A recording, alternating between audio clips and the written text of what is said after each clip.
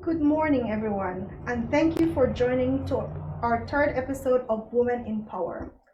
Today, the National Women's Commission is very pleased and very happy to have a very important guest, a woman who leads her community through example. She was recently awarded the Commonwealth Points of Light Award by Her Majesty Queen Elizabeth II. And so I'm very grateful and thankful to have Miss Jessie Young with us today on this episode. So, Miss Jessie, Okay. can you please introduce yourself a little bit more to our public? First of all, I want to say good morning to everybody. I want to thank you all for having me here today. I'm very humbled and honored by the award and to be in the spotlight. So, my name is Jessie Young. I was born in Big Falls, Belize district, where the largest rapid in the Belize River is. My father was Edward McCoy and my mother Millicent McCoy. I am the eighth of 13 children, Oh, one boy and 12 girls. Um, at an early age, I started to work, like age 14.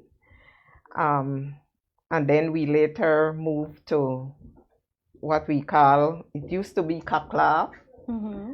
and then the community changed to St. Paul's Bank because of the school that is Okay. there.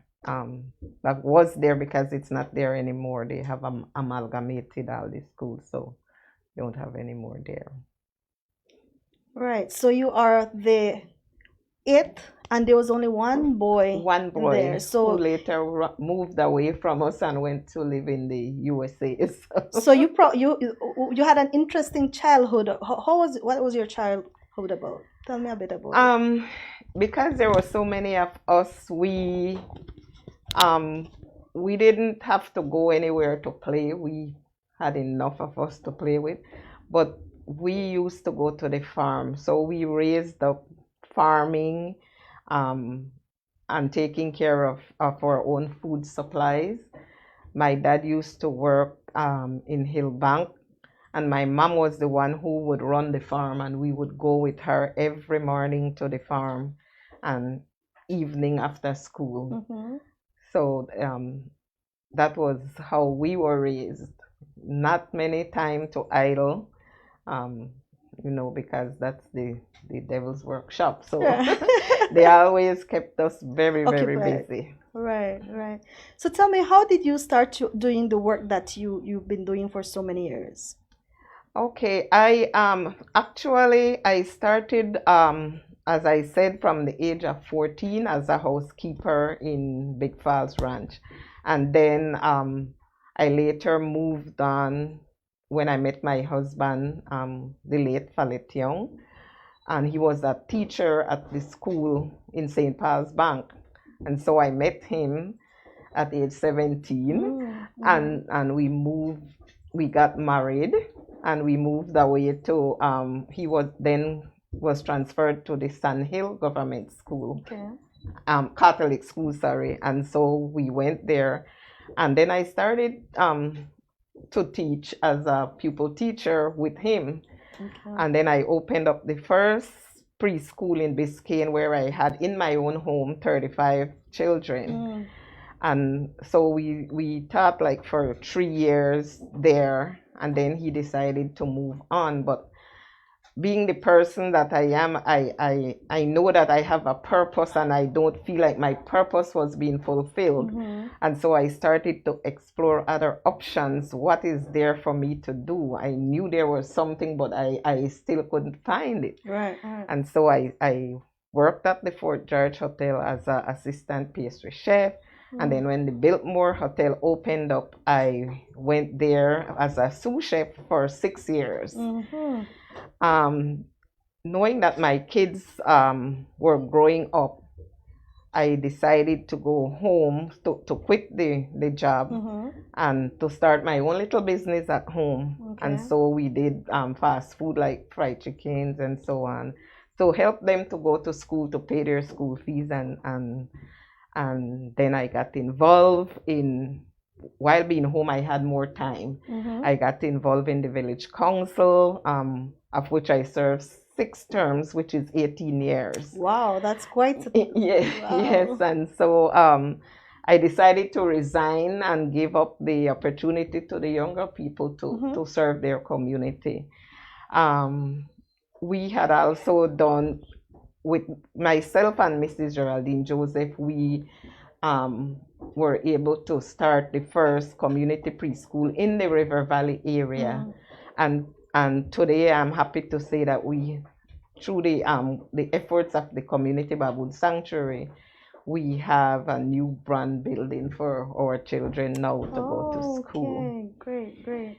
And then later on, I got involved in the community baboon sanctuary, that is a wildlife reserve for the black howler monkeys. Mm-hmm. And it's something that I had a passion for. For a little girl, I used to go in the forest and sit there. That was my relaxing time there. Okay, going into the sanctuary. Yeah, yes, into the forest and would chill there. And so It wasn't a sanctuary as yet. Oh no, Okay, it so it wasn't was just even plain the dreamed forest. to be. Ah, okay. Yes, it was just the forest across from our home. Okay. And so I think that was my passion because I still love being a nature person. Nature. Yes. Good, good. So you said you served you described 3 areas. You Mm-hmm. opened the preschool Mm-hmm. where you were living in St. Paul's, and then you had to move, and then you worked within the village council for quite a long time actually. Mm-hmm. 18 Yes. years is not an easy Yes, feat. it's a lot of time. We have achieved a lot during our 18 my 18 terms in office. We do fundraising for our community. We organize sporting events and other activities. We started a scholarship program for the CBS, and so getting the youths involved, in a lot of activities. So that was part of the village council. And then when I moved over to the community baboon sanctuary, at the time when I moved there, the sanctuary was closed because of managerial problems. And so I decided that, being involved in the beginning, I just couldn't sit idle by and see something good go to waste. Right. So I decided to lobby the women from different communities that are part of the CBS to come on board with me. And at the time, there were some women who were involved in Breast is Best, in the late Sarita Moody and all of those ladies there. And they were willing to come on board. And so they came on board. And then after that, we had to lobby the landowners now to give us a chance as women to take over the management of the sanctuary. Doing that was it was kind of scary because we were asking something that we didn't even know what we were doing or what we were asking. And had it been done before? No, or how we would have done it. Right. But I said to the ladies, I said, you know what? If we can manage our homes, our families, especially our husbands, we can face any challenges out there. Right. And so that was kind of our strength, and we went into it with that, knowing that we can do it. Right. And we never looked back. We went in with one mission, was to accomplish something, and we did accomplish. And that was from 1998. Right. And today we are still there. You're still there. You're still managing the baboon sanctuary. We're still managing the baboon sanctuary. It was in everything you do, it's not 100%. So there are challenges along the way. Like in every organization. Right. And as women, it was very challenging because that type of work was perceived to be a man kind of thing. Right. And so all women taking over this thing now, where all the men were landowners and mostly men are landowners. We we were kind of entering some muddy waters there, Right. but we Uncharted waters. yes, we did go in, and surprisingly we got the support that we needed from the landowners. They signed petition that yes, we are going to give you a break, and so that started up like that. When we went in to do our first proposal to PACT, we didn't know what to write. So Frances Griffith was at the Center for Environmental Studies at the time. And so I went to her and I said, we need to get some funding going on to open up this the offices of the sanctuary back. And she said, well, I can help you, not knowing that she was only going to guide us through. And she said, well, you need to write. So I you said, thought she but would I wait for don't you. even know how to use a computer. She said, I will put it on. I will show you. The keys are there. If you have to pick one at a time, go for it. When you are done, I will review and assist you. So I was like, she is not even helping us, you know. But in the end, she was the best teacher because she made us learn how to do the work, and that was like she gave us wings to fly. Some of the women in my group, I had a hard time in having them believing in themselves. When there was an opportunity to do a computer class right here at the women's department, they were like, we are too old for that. We won't be able to do it. And I encouraged them, and they all participated and came out successful. And I said, you see, you never say you can't do it. You know, once you make up your mind, you can do that. And so after that, we did another proposal. The first proposal from PACT allowed us to open the offices of the CBS to engage our community, the landowners and everybody else, all our stakeholders. And then the second proposal was to meet the needs of the community, because meeting the people, we get to know what their needs are. And so immediately we started to identify alternative livelihoods, because these people are giving up a portion of their property, all voluntary, to protect the black howler monkeys. And how can you do that if you don't have food to eat? So we look at it and we said, if the people don't have food, then conservation, all our efforts will be useless. So we have to come up with alternative livelihoods. And so we did backyard tilapia farming. We gave chicken and pigs to the landowners to raise. We did small business development, a little grocery shop, a little restaurant here and there. We gave micro grants to some of the families who needed. And these were all coming from the funds of the proposal that you had. Yes, from the developed. Global Environmental Facility. Yes, that we had developed. And so every year we would continue to do proposal and continue to do these type of community efforts.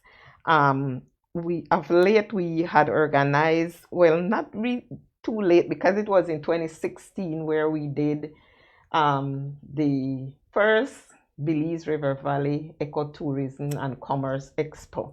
And that was really to showcase the Belize River Valley, the products, the culture, whatever is there to offer, because we were giving out seeds and everything to families to do backyard gardening, to sustain themselves. And then where are they going to sell all these products, you know? And so we decided to do the expo. It's a yearly event, but due to COVID, we couldn't have it last year and this year either. So that was, we still have it on the table. We will not give up. And we want to establish a farmers market, like at least 2 days per week, like a market So day people can come and in in the and bring their Belize River. products Right. and showcase what they do. Exactly. Okay. Especially in this time of COVID, food security is of utmost importance. Yes, definitely. And so we are trying to promote that, so you have to farm and eat your own produce. So you talked quite, in terms of all the work that you have done with CBS, especially after you started again, because you mentioned that it had been closed. You gathered a group of women. How many women in total, and do they continue working together in CBS? We have 7 women on the committee, one from each of the 7 villages that make up the CBS. Okay. As I said, it was not so easy for us because we get criticism sometimes from our own family members or our husbands or relatives sometimes.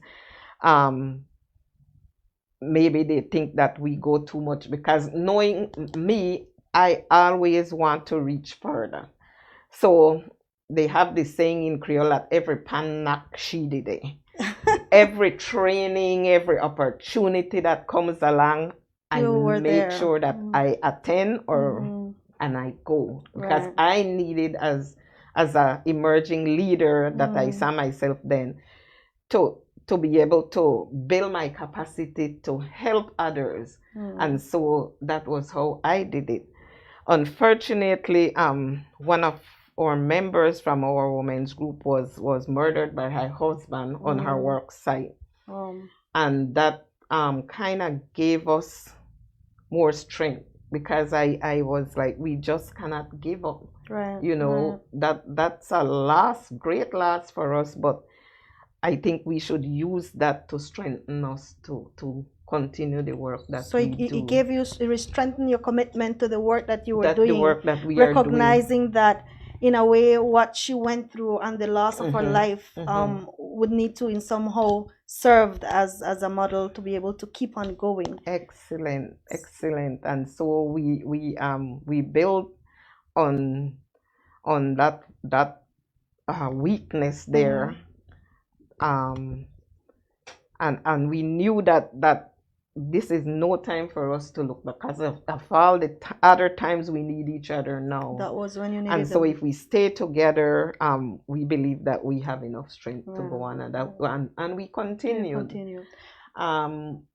We assisted the other groups in the area who wanted to come together, the Dauntless Designers Women's Group in Doublehead Cabbage. So we were like this mother organization over other little groups that were farming. We pioneered the Cahoon oil processing factory in Flowers Bank Village. And so those are the kind of thing that we have the CBS Environmental Youth Group, who are young people coming up. And we held the first ever Belize River Valley Symposium. And that symposium was basically to bring all the players on board to present papers. So we brought the youths, we brought the women, we brought so a little bit of research included in the work now. Right, the health sector, we brought the education sector, women, men, farmers, everybody together to hear from them. Because sometimes, I can see some organization think that they know what's best for the people, and they would bring something and give it to you. So this is what we have. Doesn't work like that. We have to hear from you what you want us to do. And so that is the road that we took, to hear from the people, and then we build on that, and then we see how best we can address their needs. Well, and I definitely, I think, and many who are listening will also agree that probably is what really has helped the work that you've done, and the women that worked along with you and the organization to keep on doing what you're doing, because you go back to those people you serve or those who you're working for, and hear from them. You also started talking, you've mentioned in terms of all the work that you've done with the landowners and how they were willing mhm. to give some of their lands and some of the women. And you also kind of briefly mentioned a bit of the challenges. So I wanted to maybe, on a positive aspect, talk to you in terms of all that you've done, because I don't think one conversation like the one we're having today will be enough, because you've done so much. But who supported you to do what is it that you've been doing and continue doing even up to now? Okay, first of all, I have to say that I have the best support from my family, my kids, the women in my group. They are very, very supportive. The community around, they are other NGOs in the conservation sector. I must say they are very supportive of us. And even my work at the Belize Red Cross, because they would allow me time to attend some of these. So that's your source sessions of employment at the Belize Yes. Red Cross, and then the work that you do with the baboon That's search all is voluntary. another volunteer. Right. That's my passion, all voluntary. At what yes. time do you go to sleep? You do quite a lot. Sometimes I go to sleep maybe at 2 a.m. in the morning, and that is because one of my son would come and push away the computer and say, Mom, you need to go to bed. Okay. Because, I would leave my work at Red Cross and then I go home and I do the CBS work. Right. But it's something I like, so I don't see it as work. I just see it as fulfilling my passion, something I like to do. So your family not only supports you, but they also take care of you, Yes, and can ensure that you also take care of yourself. Right. And I forgot to mention earlier that I have 7 kids. One passed away very early, but I have 3 wonderful boys and 3 girls, and they are really my rock. So everything I try to do it for them. And I'm proud to say that I can see the fruits of my labor, because they are all serving their country very well in different capacities. And some of them are following my footsteps in serving their community, and helping wherever they can. So I'm really, really proud of them. Right. Because I was gonna ask you if any of them had also kind of learned and took on some of the things that you've been doing. So you can definitely share. They do. And sometimes when I go home from work, there are always people coming to see me for various reasons. Some are for domestic abuse, some are for maybe they just need help with something.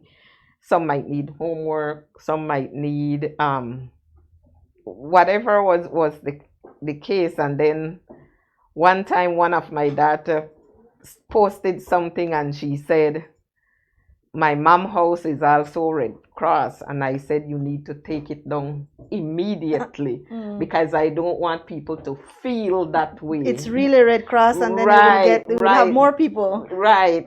But no, not because of that. Because whatever I do freely. I do it because I like it, and I don't want them to feel like I'm infringing on my personal time or anything like that. So that's why I ask her to take it, because I want people to come. Right. You want them to feel welcome. You want that their doors are open. Right. At any time. So that's me. Well, I mean, it does sound you're a very well-rounded person, and like I said, one conversation will not be enough. So it's time for our first break. We have quite a lot to still talk with you. And so would like to encourage those who are seeing and hearing our conversation. If you have any question, just put it in the comments and we'll answer it, and we'll come back after this break of the first segment. So just back at Women in Power with Miss Jessie Young. Things that we as men can do to stop violence. My lack of action and silence affirms and allows violence in my community to continue. I will not be silent nor stay on the sidelines. I realize that this is a problem that will never end until all men work to end it. Everyone deserves a safe and loving place to live. I will find ways to work towards ending violence. I will play a role in creating a cultural and social shift that no longer tolerates violence against women, girls, boys, and other men. We will take responsibility to re-educate our sons and young men on how sexism, male dominance, and privilege lays the foundation for all forms of abuse against women and girls. We all have a responsibility, and that's why I will challenge my friends, family, neighbors, and co-workers to end gender-based violence. I commit I commit to make changes to end violence in my life and elsewhere.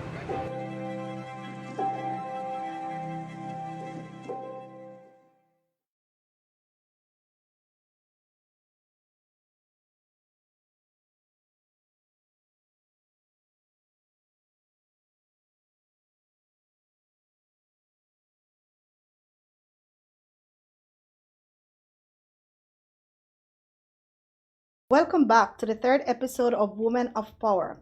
And we're joined this morning by Miss Jessie Young, who is a community leader and activist and has been involved in quite a lot of work in her community and throughout the Belize River Valley.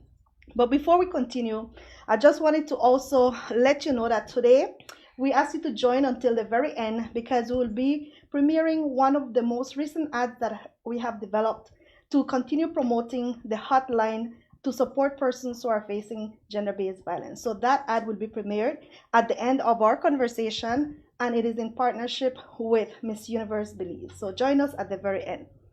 So Miss Jessie, when you were talking about some of the things that you have been working on and the work that you've done across the years, what would you say are the main highlights in what you've done so far? Let me see, because maybe I know it will be hard. Yeah, recently,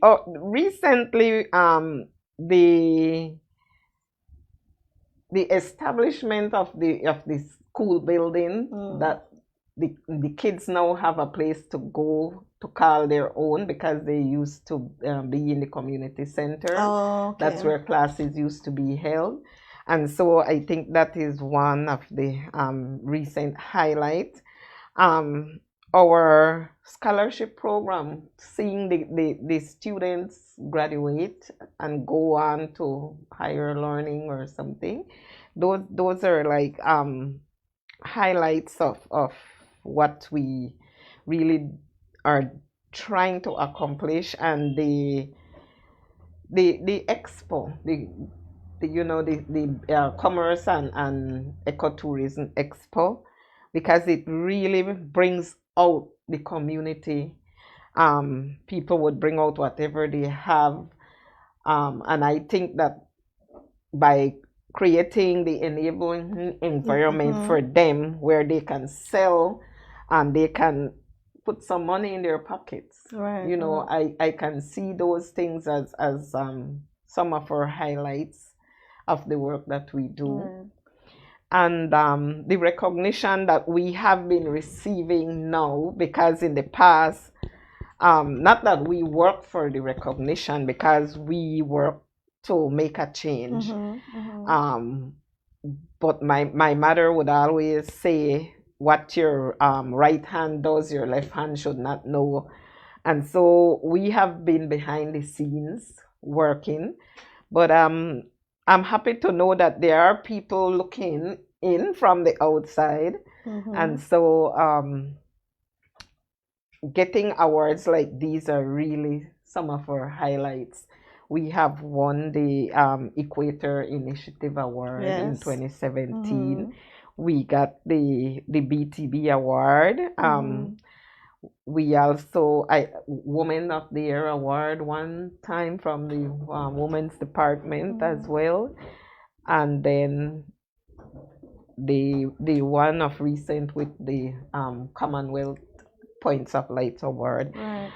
And if you listen, I say we, because I share these with whatever recognition, whatever awards, I share it with my group, with my community, with everybody, because there is no way I could do it alone. I need all of them behind me in order for us to succeed.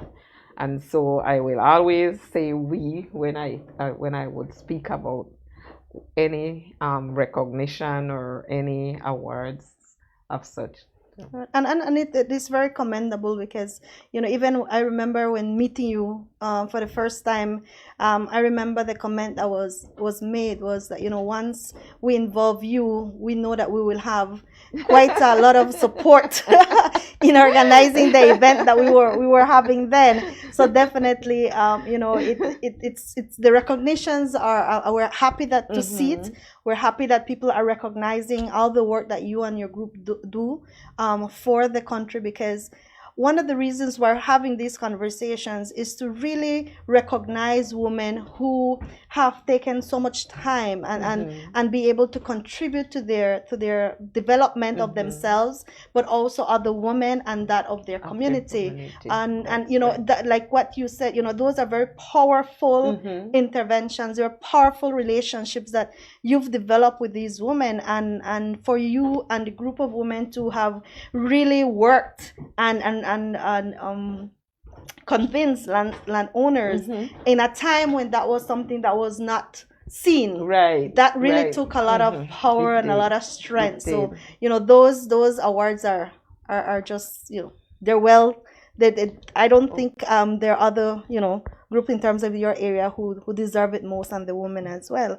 And in terms of women, you know, you've worked with women all your life. You work with those that started CBS, and even now you have the group with the young people.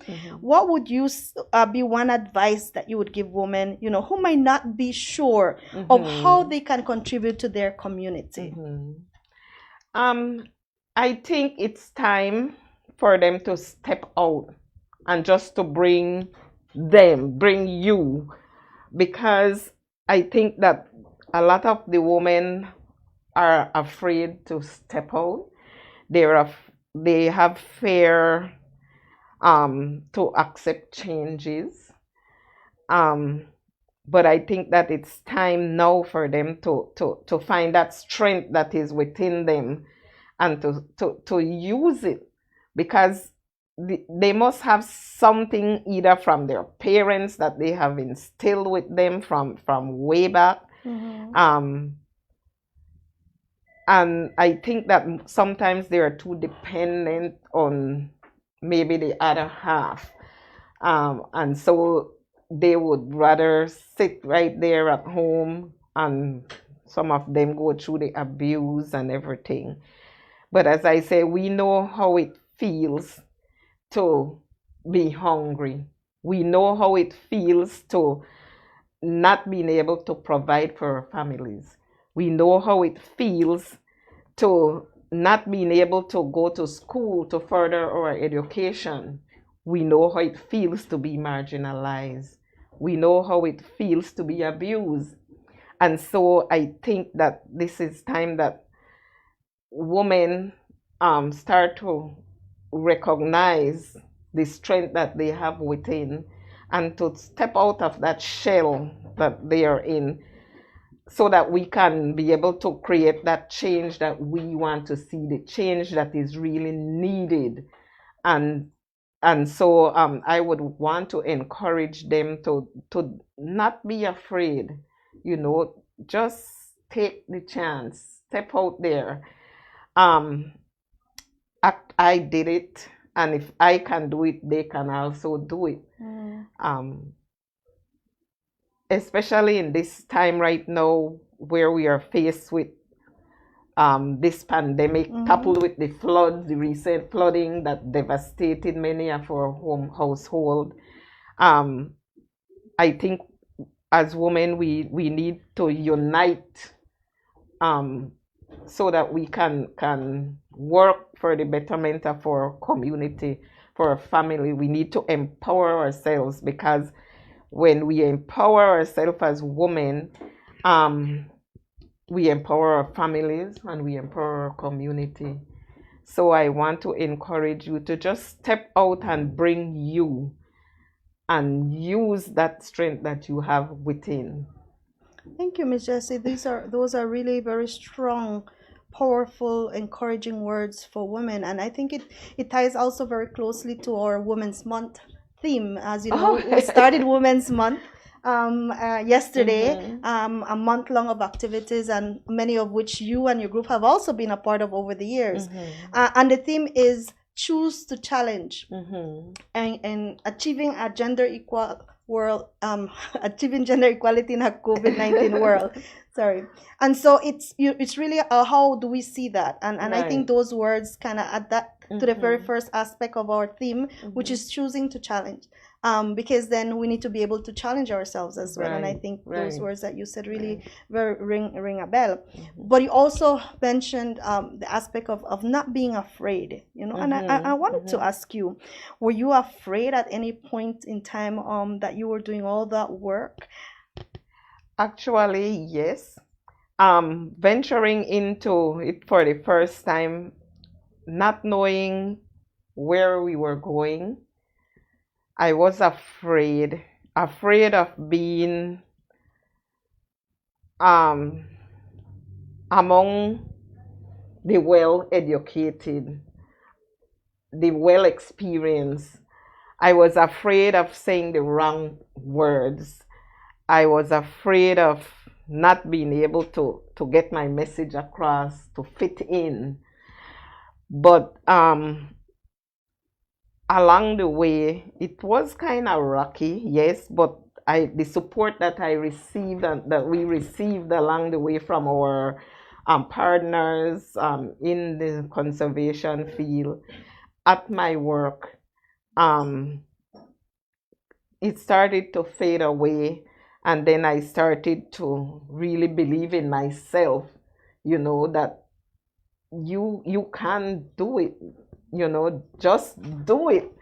And so I decided that, you know what, if I don't get this right, nobody will do it for me. So that was when I came up with my team, None But Ourselves. And so I kept that team from as far back as I can remember.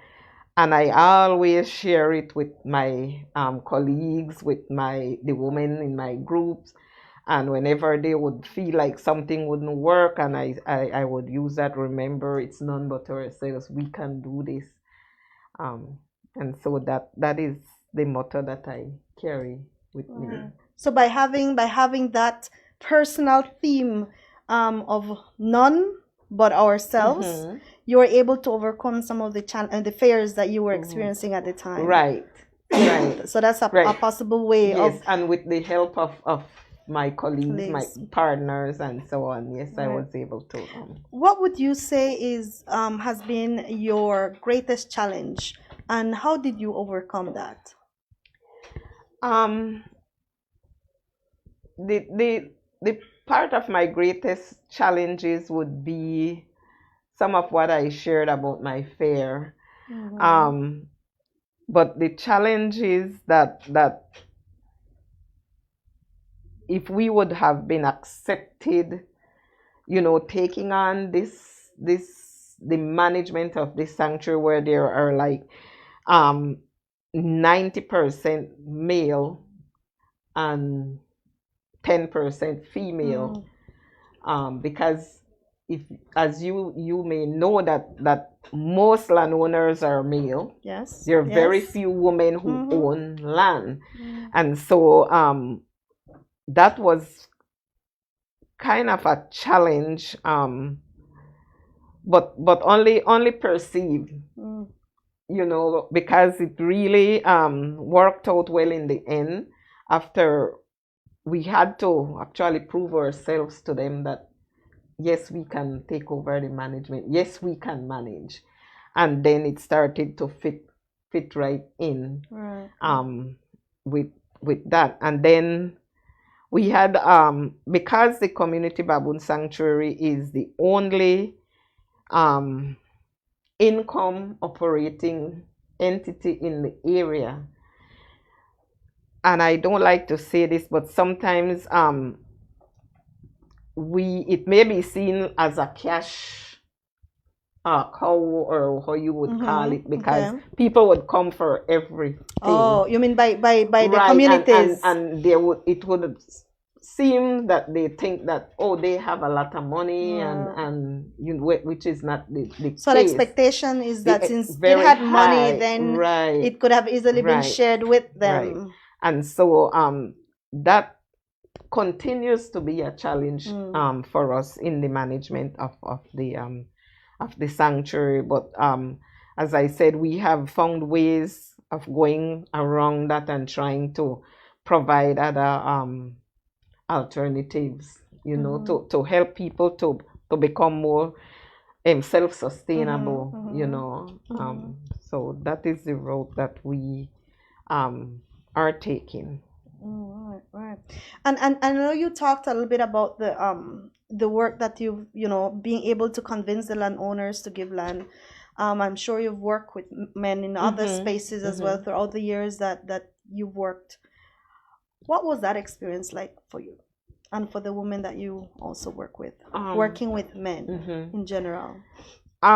Surprisingly, working with the men, I think we have a better relationship working with the men than we thought. For the most part, they are very supportive. They are willing. And I don't know if it's because they looked at us. It can have two sides. Maybe they can look at us and say, oh, they are women, so we have to do this. Maybe not to hurt their feelings or something. Okay. I don't know. I don't know, but that could be one part, right? But we do have support from the men. Some of our women, they tend to not being able to accept success when they see it. So they might criticize, they might gossip, they might... Success of others, you mean? Of others, okay. Yes, of others. Specifically of women, right. Or in general, success of who? In general, okay. I would say in general. And I have seen where, because of these kind of things, where other groups in the area have fallen apart because of too much of this kind of thing happening with the groups. And so there are investments and everything that are just sitting there because the women just simply cannot work together. And so I think that it's time that they start to unite and support each other as women, and so that they can get over those hurdles and so that their community can prosper, that they can help themselves to help their community. So what do you think stands out in terms of your work that you've been doing with your the other women in your group versus the other women's groups? Because I know at one point there were quite a lot of women's groups in the River Valley, and if we go back today, the number that has dwindled quite a bit. What do you think makes your group being able to have this successful, although challenging at times, experience of working together and being able to do so much throughout the years? It has been almost constant. Right. I think one of the things is respect. We respect each other.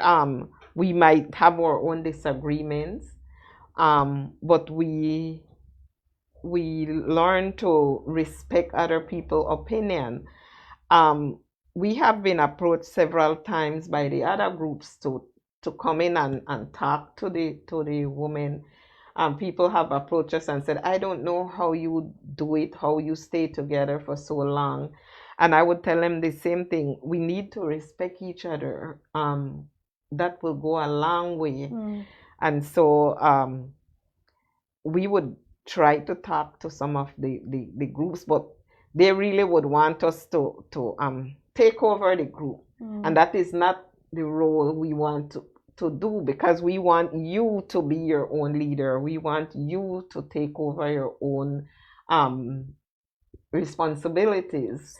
And so if we would go in and take over your group I don't think that is the best thing to do, because other people in your community might not see that as favorable. And so we are trying to see how we can still revive these groups. Okay. That is on our agenda, to work Trying with to them. provide that support. that they- Right. So you're trying to do what you were taught, that when you wanted to write that grant proposal at the very beginning, you were given a computer and you were shown what is it that you need to Right. do, even if it took one little finger typing everything. You're trying to that. Definitely. Right. So we have it on our agenda to do some conflict management training with them, some advocacy and so on, because the thing is, these women have so much talent, and they are just sitting there on all of these talents simply because I cannot get along with somebody. It is time we get over that and start to show our talents and help ourselves. There is no jobs right now, and they can be making money. They have all these sewing machines, everything just sitting there and not being used simply because of, community feud or Right. Do you think, because I remember earlier you also mentioned that you also did like personal development sessions for yourself and for the group. Do you think that may be something that affects these groups as well, in terms of they're not being able to see what this are the skills that they bring, or what are the things that they can do? I honestly believe so, because for me, I have grown so much, and I don't know if I'm going ahead, but I was inspired by my mom, who is like a Mother Teresa. She the way she molded us, she used to help everybody. She the needy, the most vulnerable, and everybody else. So she had this humanitarian spirit. And then I looked at, from being with the Red Cross, I looked at Henry Dunant, who is the founder of the Red Cross movement, and all his legacy in humanitarian work. And the 7 fundamental principles of the Red Cross, that is what guides me.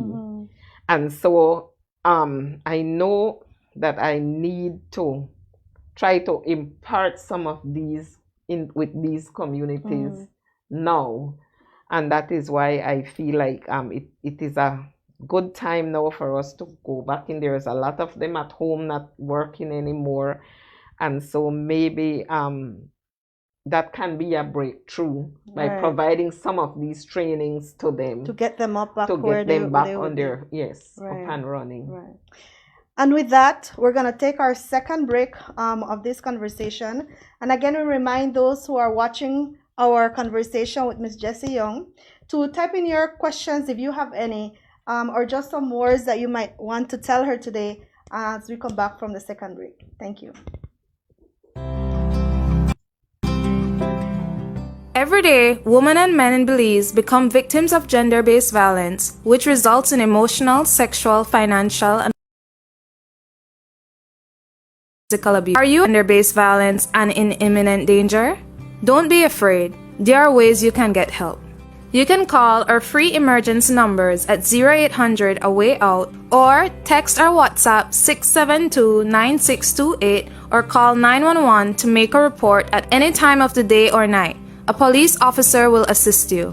You can also contact the Women and Family Support Department for women abuse, or the Department of Human Services for child abuse in your district to discuss options for temporary housing or medium to long-term care and psychosocial support.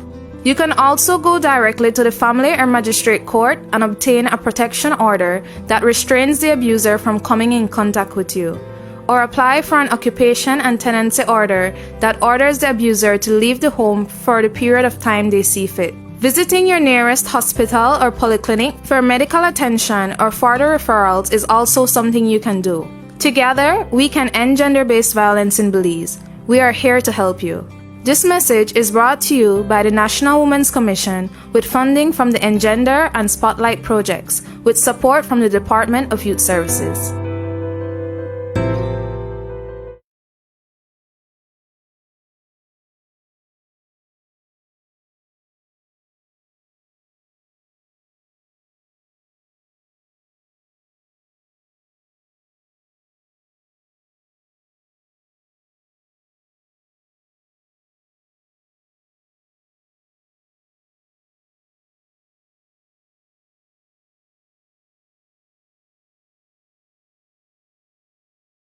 Welcome back to our conversation with Women of Power, and as our guest we have Miss Jessie Young. So we've been having quite a very good conversation, and I actually learned something that you said at the very beginning about Big Falls. I didn't know that there was a Big Falls in Belize district. Yes. So see, I learned something Yes. else this time, right? So before we left on the break, and just to say that some of the comments that we're getting is people expressing pride in you and in what you've accomplished. So just wanted to make sure that we're also sharing the comments from those who are watching our conversation. So we finished talking about, that your mom was one of the persons who really inspired her, being similar to Mother Teresa, and that kind of gave you a Yes. little propel into the work that you were gonna do. So who else inspires Miss Jessie Young? I have to say first that I am my own inspiration, because I always want the best for me and then for my family. I always want to reach further. I want to be an example. I want to be the best leader that I can. And so I always push myself to that. I'm also inspired by the people we serve. Sometimes you never know what somebody is going through until you talk to them.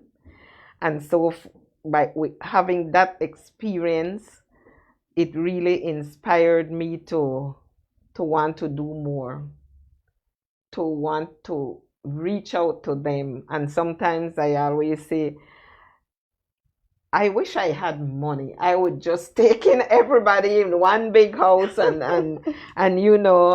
Provide for them. provide for them in one way or the other. I see some of our youths, they are just walking around on the street, getting involved in drugs, in violence, and so on. And that really breaks my heart, because I have a soft spot for kids like those. I just cannot stand to see them being like that. I know some of their backgrounds, and I wish that there was something that I can do. However, we have still provided scholarship. We have some of them in schools, going back to schools. We have some of them on our sporting cricket club. And so we haven't given up on them. We are still trying to see what we can do. And I thank my children, because they are always so supportive, and they would assist us in maybe getting school bags, maybe buying the books. One buy the books, one buy the bag, one pay help with the school fees, and so on. So my they're all kids chipping in. Everybody chips in. Everybody chips in. It's a family effort. Right. So sometimes I might say, "Mommy again," but they never say no. Right, So right. You've trained them, you raised them well. right. And I would really like to commend what you said. The part that you are inspired by yourself. I really want to highlight that to those who are listening, because I don't think a lot of women do that, and we need to do it more often. Yes, we have to. Because you've done quite a lot, Miss Jessie. I mean, since I've known you, I have admired you, because you've done quite a lot. So I want to highlight that response that you made, because I think it will hopefully inspire Others. other women and other girls, which is also the other objective of these conversations that we're having from women across Belize, Right. for them to be able to see themselves in those who we talk to, and to see Exactly. that while it takes work, Mhm. you benefit a lot internally, personally. So Right, thank you right. very much for that You're very part. welcome. You also talked a little bit about what you see our youth, but in terms of women and girls, this is Women's Month. It's about promoting gender equality, promoting women's access to spaces that they would normally not have access to, being able to ensure that women are part of decision-making positions, part of government, because even in 2021, women do face quite a lot of substantial They do. challenges and They do. efforts. They do. Due to COVID, they continue to face a lot of violence, which has been Violence. exacerbated. But in what you've done, in your experience and all that you've seen across, what do you think are the most pressing issues for women and girls in 2021? I think self-confidence. They're afraid to make their voices be heard, maybe because of fear of abuse. I think they are not believing in themselves, and they're just afraid of being who they are. And I think that they need to bring out this person in you, because it's there, we just have to find it. And I think that we are all winners. We can win if we search deep down and bring out that person that is in us. And I think that I have seen a lot of our young women kind of losing hope. They get pregnant at a very early age and they're left with that child, being a single parent, nobody to take care of the child, so they can't even go and look for a job. And then in the end, the child is the one who ends up suffering. And so it doesn't have to be that way. We need to empower ourselves, and try to bring on the change that we know we need, because we know what we need. It's just that we maybe don't know how to reach. But there are help. You have a lot of different organizations now that can help you to reach where you want to reach. And so I want to encourage all these women that are feeling helpless and feeling like I have no hope and this is the life I have to live because of what happened to me in the past or something like that, to put that behind them and to start looking into your future and say, what do I want for myself? And reach for it. I always look at myself and say that, you know what? Sometimes I thought that I was in the ashes, but I rose from the ashes, and I'm so proud of myself for who I have become, because I could have easily drifted away. I had and I must say this because it's everybody knows that I was in a very abusive relationship for 36 years. I was married for 36 years. And it was a very abusive relationship, but I never ever gave up on my kids. They were my reason to survive, and nobody could touch them. I felt like I was the one who needed to defend them.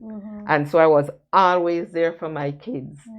And so I thank God every day for them. I have like the best kids in the world. And I'm sure that they also think the so same.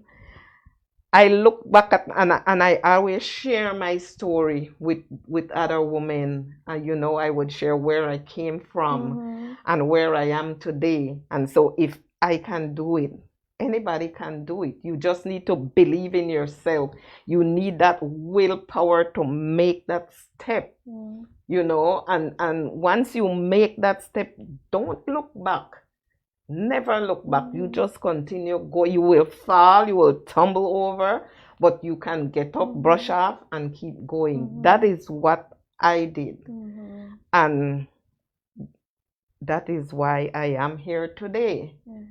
You know, it's not that I had a good life, but I made a good life for myself and for my kids.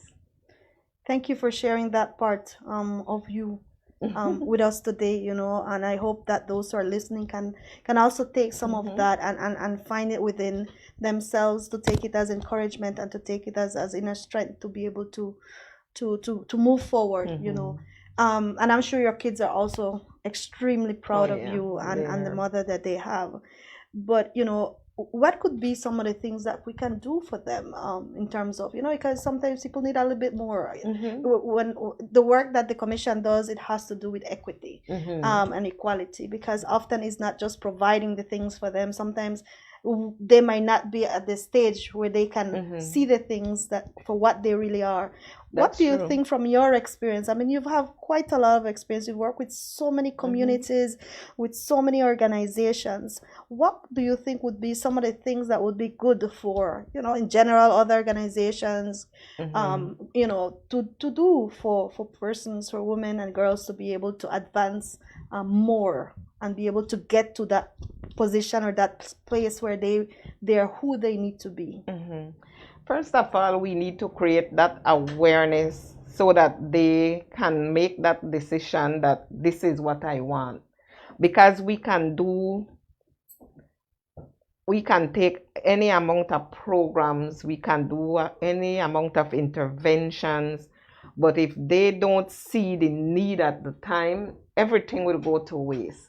So we have to create that awareness among them so that they can think for themselves and to say, you know what, this is what I really want to do. And then when we find that out, what they really want to do, then we can start to intervene, you know, and try to get them to reach where they want to be. We recently wrote a proposal. We were looking at teenage pregnancy, you know, in the Belize River Valley. And so we wanted to start a back to school program for like a vocational kind of training. Who wanted to do sewing, who wanted to do, but it's not quite completed as yet, and we don't know if we will be getting funding for it. But that's one area that we are looking at, trying to empower our population, our younger population, to be able to get out of that shell and thinking that, as I mentioned before, that this is my life, this is the only life I know, and because maybe my parents live this life, I have to live this life. That is not true. You have a choice. You can make that decision. I mean, sometimes the environment does not lend that positivity to the situation. Unfortunately, so yes. But if we can make up our mind that we are the change, you know, that we want to see, and then we take ownership of what we do and so on. It won't be that easy, but it is possible. You know, you just have to. I always say, if you train your mind to think negative, you will get negative results. So you always train your mind to think positive. And so I always would be texting people, like, I have a granddaughter studying in Jamaica, And I just yesterday I told her, get rid of all those negative thoughts and think positive, and because if you it's what you feed. If you feed that negativity, that would be the end result. That will be breeded. Right. So I think that is the first step that we need to do, so that they can make up their mind what they really want. Because we have tried several other interventions, and when the money runs out, everything goes back. Right. So that clearly is a lesson learned for us, that if they don't want it, you can't force them. So we have to create that environment, the awareness, so that they can realize what they really want from it, and then we can intervene. And I like to repeat what you said. I didn't have the best life, but I made the best of the life that I got. And I think those are very powerful words that hopefully people can think on. And with that, we're gonna close for the this segment, and we're gonna go to our last break. And in this break, we're actually gonna premiere an ad that we've been working with. We're in partnership with Miss Universe Belize. She also has a story to tell, and we've been working with her, and she graciously accepted to do an ad with us. And so we want to premiere it, and to let people know that there is always something that they can go, some support in some way. So after the third break, we'll have one final question for Miss Jessie before we wrap up this wonderful conversation today. I was 17 and in love, and I thought he loved me too. But now I know that a loving partner should not take away your choice of clothes you wear or the music you listen to. He should not take away your purse, car keys, or your phone, so that when your family calls, you cannot answer. If your partner is controlling you, it is domestic violence. Call 0800 A Way Out, or our cell phone number, 672-9628. This message is brought to you by the National Women's Commission in collaboration with Miss Universe Belize, with funding from the InfoSegura, Engender, and Spotlight projects.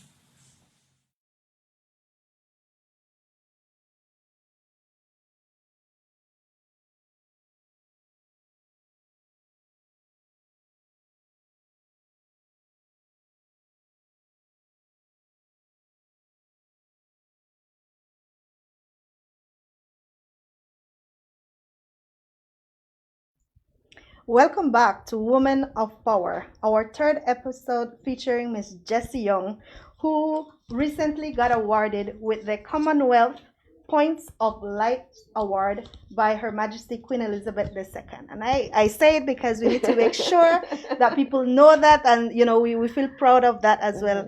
But also during the break, we were told that you got a shout out from someone way in Germany. So we have to say that the work that you've done, and probably the connections that you've made spread all over the world, spread all over the globe. So thank you very much.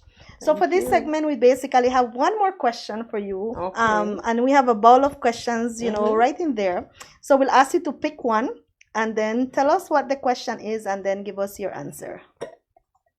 Okay, let's see. No picky.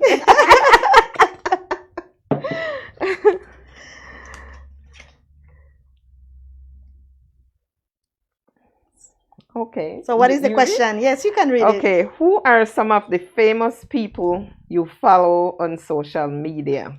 So these are fun questions. We want to know you a bit more. Who are the famous people you follow on social media? Let's see. Of course, I follow the Vice President of the United States a lot. I always Kamala Harris. Right. Kamala Harris. I would follow her a lot. And then I have my own likeness for I think he is Darman. Oh, yes. He always have inspirational quotes, TED Talks. Yes. I followed them a lot. Right. And then of course I have my own little niche of people here at home that I would follow as well on social media. So there we are. Just like everyone else, we all have our favorites of those that we follow on social media, and I'm very glad that you also answering that question also said that you are very following quite those people, but also that a lot of times people have the misconception that social media a lot of times is only for a certain generation or a certain age. So that I'll start to follow you now. Right. I'll start to follow you now. Right. But Ms. Jessie, thank you so much for accepting our invitation to have this conversation. I, for myself, can say that I really learned a lot. You've really said quite a lot, very powerful words in terms of some of the messages, and I really would like to, for women and girls who are listening to listen and to take it on, because they can learn a lot. So thank you very much for that. I would like to ask you, if there's anything else that you would like to say today, anything else that you might want to add, anybody that you might want to shout out to, that they will get upset if you don't. I know. So I want to shout out to my kids because I know they are tuned in, to my families here at home and abroad. I know some of them are also tuned in. I think some of my work colleagues, some of the women in my group are tuned in because I have shared the poster with a lot of people. So I want to thank you all for tuning in to this session. And I also want to thank the National Women's Commission for giving me this opportunity to share some of the work that I do and continues to do. I want to especially thank the British High Commission and for the Commonwealth of Points Award from Queen Elizabeth. Thank you so much. And thanks to all our landowners, the members of the Community Baboon Sanctuary, to my colleagues at the Belize Red Cross, who all contributed to what we are doing here today. Thank you all so much. Thank you, Miss Cynthia. Thank you, ladies. Thank you, everyone. And with that, we come to the end of the conversation. We thank each and every one of you who joined us today for your comments, for your shout-outs, and we invite you back to our next episode that will be featuring another woman of power. Thank you and have a good day. Thank you.